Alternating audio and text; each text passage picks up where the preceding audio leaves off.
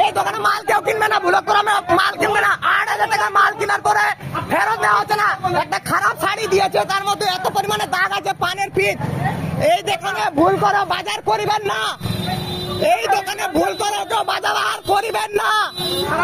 8,000 টাকার বাজার করার পরেও একটা 1,000 টাকা দামের শাড়ি ফেরত দেওয়া হচ্ছে না, সামান্য একটা চিরকুটের জন্য। কেউ বাজার করিবেন না। ব্যবহারটা আপনারা দেখতে পারবেন, এখানে সামনে ব্যবহার কি আরে খারাপ করিতেছে আপনারা দেখতে পারবেন। এই দোকানে কেউ বাজার করিবেন না।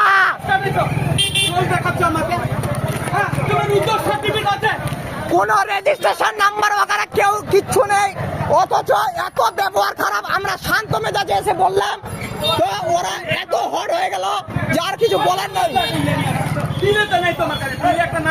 কোন বিল টেল কিছু দেওয়া হয়নি, একটা সামান্য চিটকুট সাদা কাগজে দেওয়া হয়েছে, ওটা হারিয়ে ফেলেছি। 1 মাস পরে এসেছি, আমার বাবারা থাকে বাইরে।